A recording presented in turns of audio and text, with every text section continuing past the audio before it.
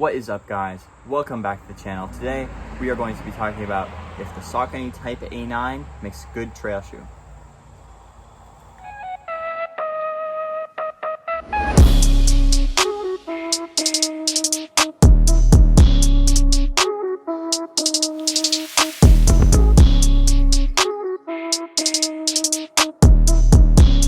Okay, so first to start off, this is not a trail shoe. This is a road shoe.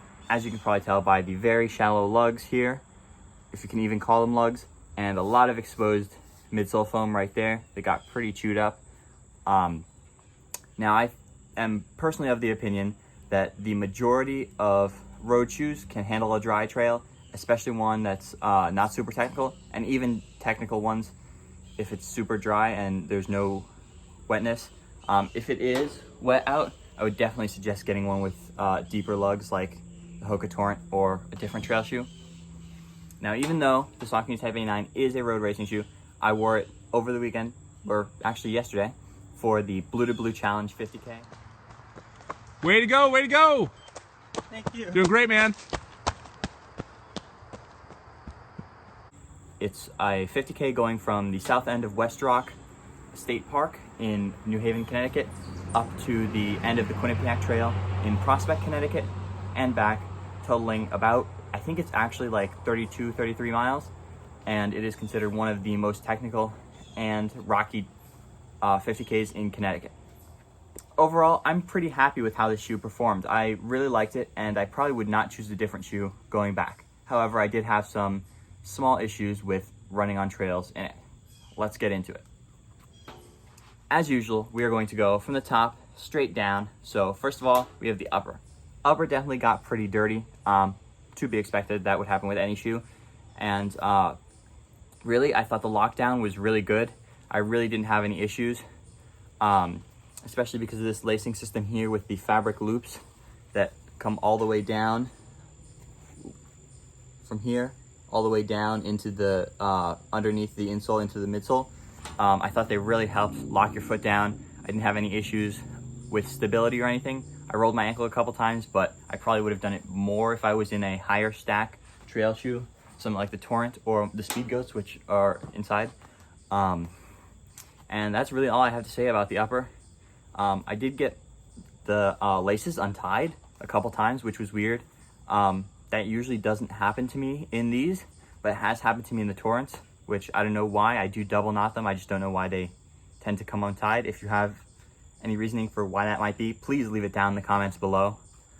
Yeah, so let's move on to the midsole. Okay, so for the midsole, it is a pretty thin slab of regular EVA. Since it's a road shoe, it's sort of meant to protect you from the road. It doesn't have the same rock protection that a trail shoe might. It doesn't have a rock plate, so if you do step on like a very sharp rock, you can definitely feel it, but that didn't really happen to me very often. I think it was only the times where a rock really hit like a place like there where there's like a big indent, and that really let it hit the bottom of my foot. But really, I had no issues with the midsole. It's not the most comfortable or forgiving midsole. It's pretty firm and responsive. There was a short road section that you did on the out and on the back, about a mile, and these work great for that. On the trails, same thing, they work pretty great. The midsole was just the same as it's been on the roads.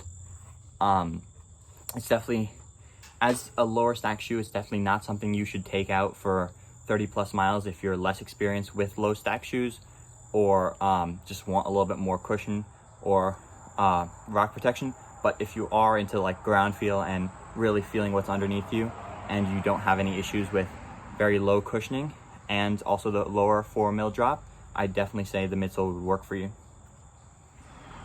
Okay, and last but not least, let's talk about the outsole. The outsole is just a covering of rubber here in the forefoot and a little bit of rubber here in the heel with an exposed midsole foam area right there in the midfoot. I didn't really have too many issues with it, other than one that we'll get to. The lugs are not very deep, so they didn't have a ton of grip, but I never had any actual issues. Like, I wouldn't use these if it was super muddy or if it was raining, but I would definitely use them for a day like yesterday where it was very dry and you were essentially running on dirt and rocks the entire time. I really didn't have any other issues other than on the right shoe, but this didn't happen on the left shoe, only the right shoe. I did have some separation of the rubber from the midsole there, and there. I think this is because there were some rocks that were pointy that like cut in. I'm not really sure though. That was definitely very odd that it happened only on this foot. I don't know if it's because I like tend to step on sharp rocks with my right foot more because it's my dominant foot or something. I have no clue. If anyone has a reasoning why that might have happened on one foot but not the other, please let me know down below in the comments. And overall, I really liked it for the trail. I just didn't like this midsole outsole rubber separating. I will super glue it back on and I'll keep using these shoes, but I probably won't use them for any trail races that are that rocky again. I might use them for the Patchogue trail race if I end up doing that. We'll see. You'll probably get a video about that one if I decide to make one. Just in general, they're a pretty good shoe for trails. Just definitely be wary of stepping on very sharp rocks.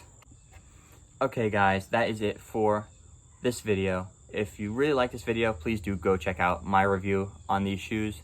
Link in the description, as I think I already said. Maybe not.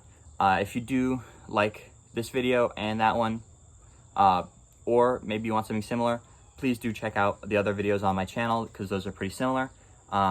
If you liked the video, give it a like and consider subscribing. If you didn't like it, please leave a comment or suggestion down below on what I can improve on. And that's it. Thank you so much. Bye.